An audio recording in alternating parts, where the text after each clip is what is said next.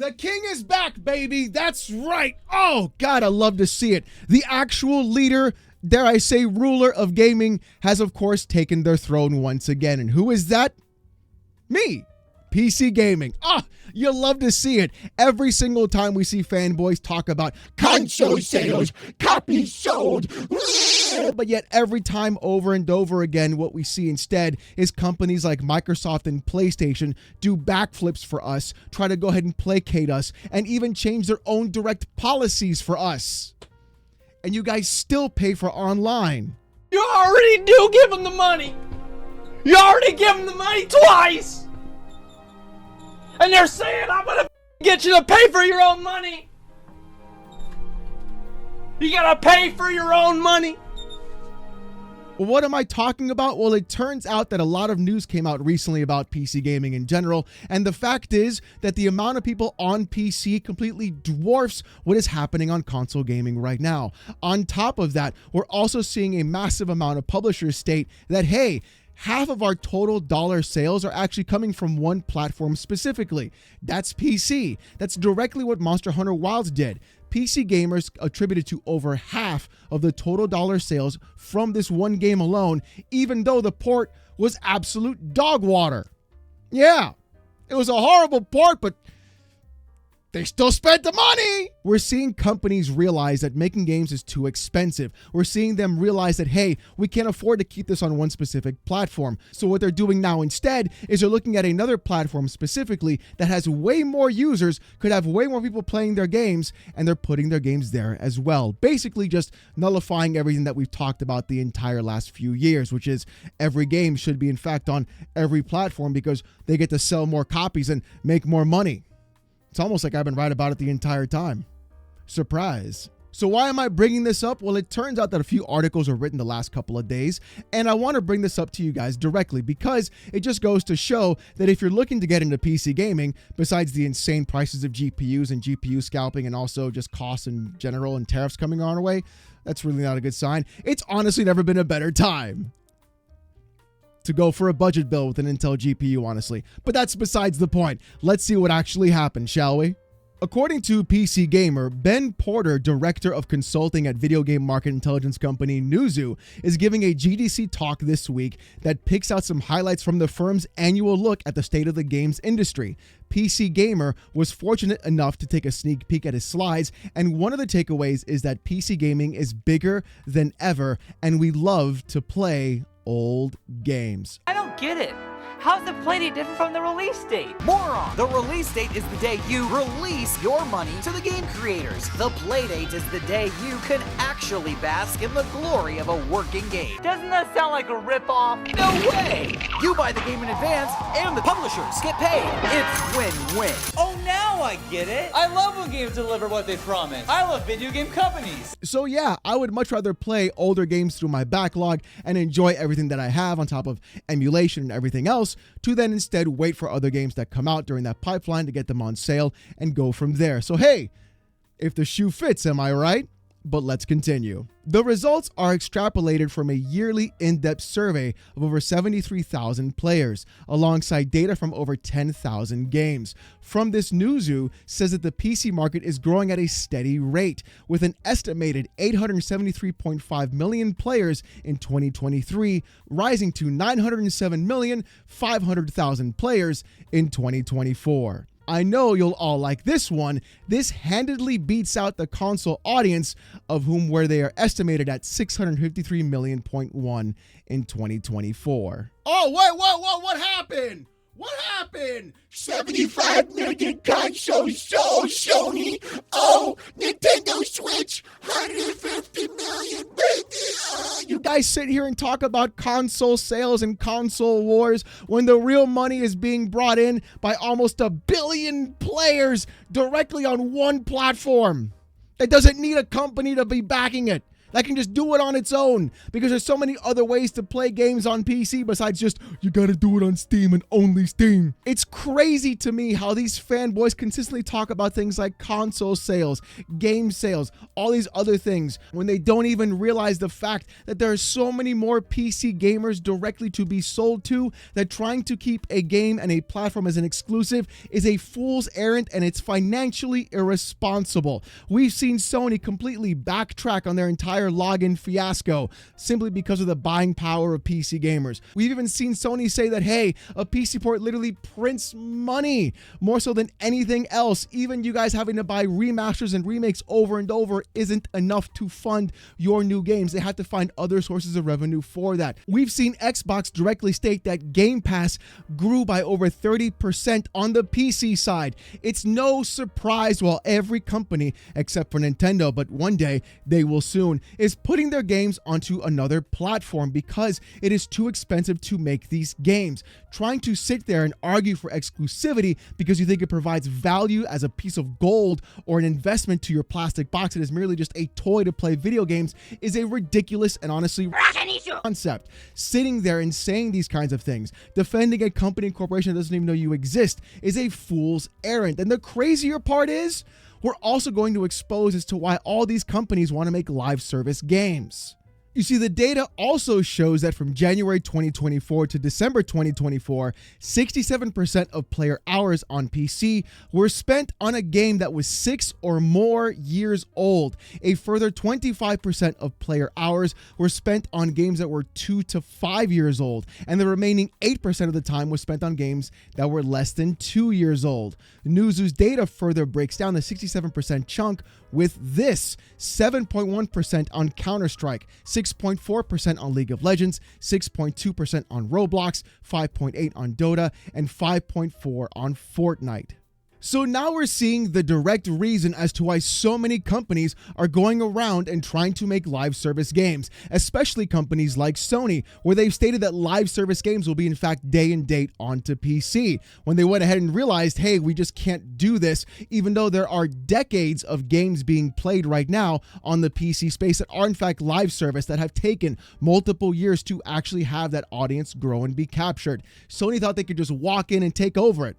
I guess not, my boys. Y'all picked the wrong pony to back. That's a good pun, by the way. And the thing is, you guys realize that not only are you alienating your PC player audience by requiring the login space, you're also not providing the kind of content PC players want to play. When you look at things like Counter-Strike, Roblox, League of Legends, Dota 2, I would even say also Fortnite, all these, except for maybe one or two, could also be considered proper esports with grassroots movements to increase that kind of competitive nature.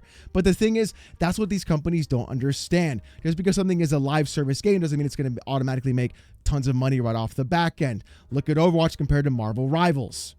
Looks like somebody really made the mistake there now, didn't they? But you see, it's not just about the actual money from live service games or how many players, because back in 2023, Valve tracked 1.7 million Steam users who joined during that year to see if they stuck around, and they did. And those 1.7 million users spent $93 million. 1.7 million people spent almost $100 million. That's ridiculous. That's just off those 1.7 million that they actually counted. And that doesn't count every other kind of platform or game or service on PC that's just on Steam, that's just on Valve. So when you see why game companies like Xbox and PlayStation are focusing so hard on PC gaming, that's exactly what it is. They're realizing, whoa, there's a huge amount of money here that we could totally capitalize on. It's not because they want to break into a market or they want to siphon you to their console. No, not at all. It's because they know PC gamers are not going to buy that platform and they're going to stay on PC in the first place. So might as well cater to them specifically. But the way I'm looking at things, it looks like Xbox is the only one doing it right, which is honestly kind of crazy because they were the ones responsible for Games for Windows Live in the first place. I guess they learned that lesson first before PlayStation did. But the thing is, those same metrics of live service games being played don't just account for PC gaming. They also account for console gaming as well, which explains why so many games are in fact trying to make live service hooks. When you look at the top played games for PlayStation for the month of February, you see Fortnite, Call of Duty, GTA 5, Roblox, Marvel Rivals, NBA 2K25, High on Life that was on PS Plus, Minecraft, Madden, and EA Sports College Football. Do you want to see what Xbox has? And on the Xbox side, you basically have the same list. Call of Duty, Fortnite, Roblox, Minecraft, GTA, Avowed that kicked up, Marvel Rivals, Madden, NBA 2K, and Sniper Elite. One or two games are different between both lists, but they're pretty much the exact same. All live service games, all being played on that platform, the majority of them having crossplay functionality between different platforms as well. So this entire concept and idea that, oh, exclusives sell consoles, exclusives are the main driver, that's what brings value. No, that's gone. That's way gone. That whole concept is just a fart in the wind that we had in the past. Nowadays, it's more about what value the box brings to you or what is a more popular box to buy. And exclusivity doesn't do anything beneficial because those same PC gamers are not going to buy a console for one or two games. They're going to wait for that game to come onto PC now, and they're going to placate to us instead. Because even then, back in 2025, there was a new report that PC games are outselling console games, calling PC gaming a bright spot in a troubled industry, basically showcasing that yes,